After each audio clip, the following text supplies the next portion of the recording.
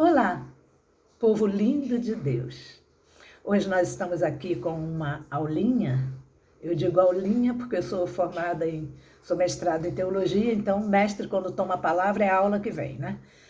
E sobre uma frase que eu uso muito, graça sobre graça.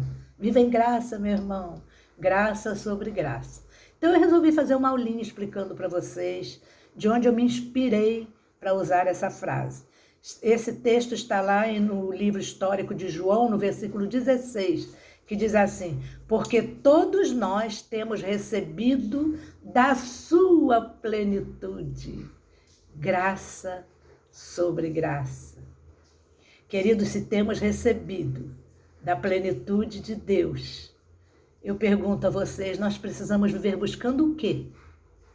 Se nós já recebemos da plenitude de Deus, graça sobre graça, nós precisamos viver buscando o quê? Eu vou te dar uma notícia, Deus não deseja ser buscado. É Ele quem busca adoradores. Lá em João 4, ele naquela conversa com a mulher samaritana, aquela mulher morava em Samaria. O templo era em Jerusalém e os samaritanos não se comunicavam com os judeus de Jerusalém. Então, se o templo ficava em Jerusalém e o templo para os judeus significava presença de Deus com eles, tudo era no templo, a entrega dos dízimos, dízimo não era dinheiro, era a 10ª parte de tudo que eles plantavam e dos gados que eles cuidavam, eles entregavam então aos sacerdotes, para que os sacerdotes alimentassem a tribo dos levitas. Por quê? Porque os chefes das tribos dos levitas viviam a serviço do templo. Eles não tinham emprego, eles não tinham renda, então eles viviam do dízimo das outras tribos. Tem tribo hoje? Tem tribo de levita hoje para ser alimentado? Não, né? Então, vamos pensar nisso aí. Então, esse templo, ali tinha as oblações, que era a purificação com água, a entrega de dízimo, pedidos de intercessão, de oração aos sacerdotes, perdão dos pecados, eles levavam o animal para ser sacrificado, né? Até Jesus vir na cruz, teria que ser feito isso. Que a Bíblia vai dizer que não há remissão de pecados, sem derramamento de sangue, que já dá outros estudos profundos aí. E esse sangue de animal foi sendo derramado até Jesus Cristo vir. Sacrifícios era só até Jesus Cristo vir. Jesus Cristo veio, acaba-se todo o sacrifício, acaba-se toda a materialização da fé. Então, vamos continuar. Nesses poucos minutos, já vamos desenhando o que é viver em graça, graça sobre graça, né? Deus não quer ser buscado. É Ele quem busca adoradores e que o adorem em espírito e em verdade. Se nós perguntarmos a um crente o que é graça, ele vai repetir: graça é favor imerecido, é dom imerecido. É. Mas essa é uma frase que eu decorei desde pequenininha. Na classinha da escola dominical eu decorei essa frase. O que é graça? As crianças respondiam em coro. Favor imerecido, né? E os crentes são igual criança, né? Se perguntar, eles vão responder direitinho, sem errar. Favor imerecido. Graça é favor imerecido? Sim, mas não para aí.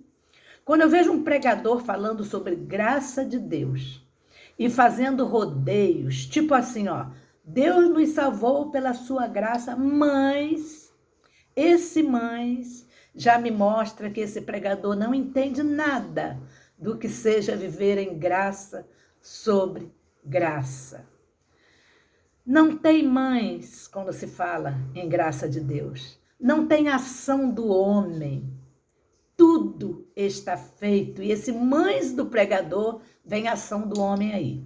Os pregadores evangélicos vão se escandalizar ao ouvir essas aulinhas que eu vou dar sobre graça de Deus. Porque os evangélicos valorizam mais a reação do homem do que a ação de Deus. Os pregadores evangélicos valorizam mais a reação do homem do que a ação de Deus.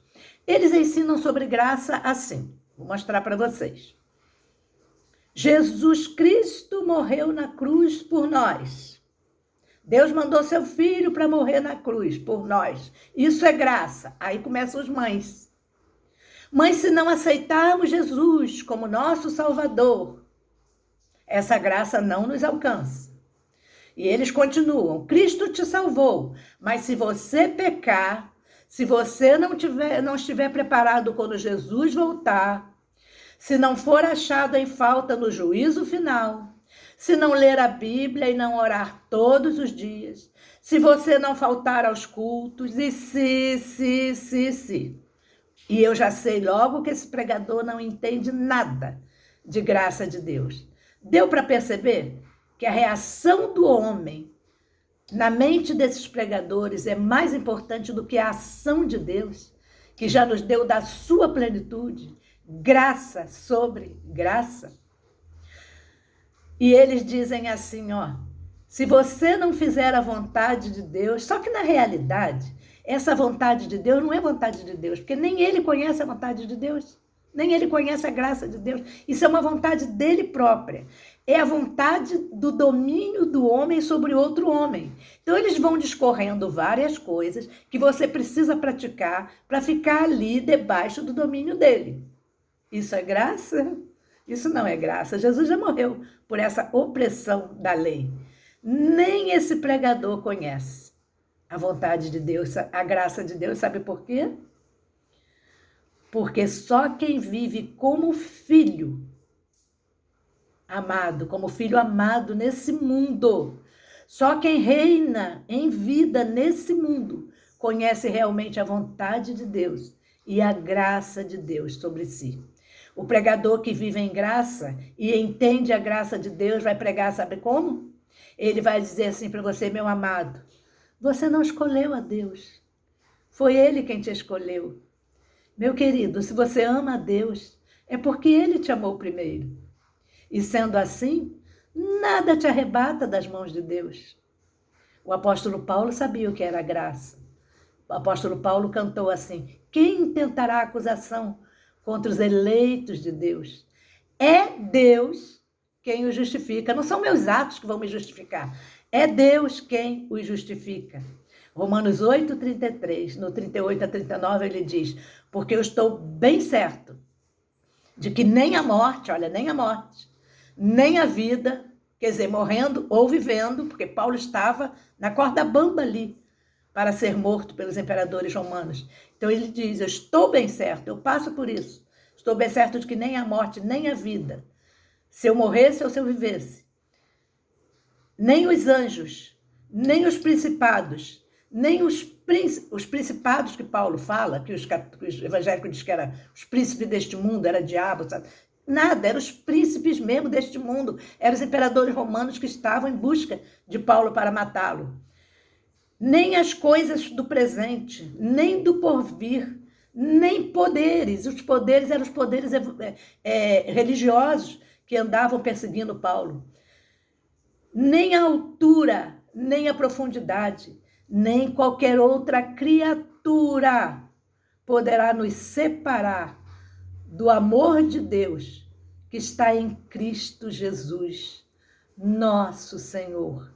Não tenha medo de ameaça de pregadores, nada te separará do amor de Deus.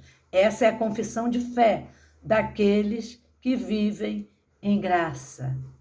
E eu te convido, meu querido, a viver em graça, graça sobre graça.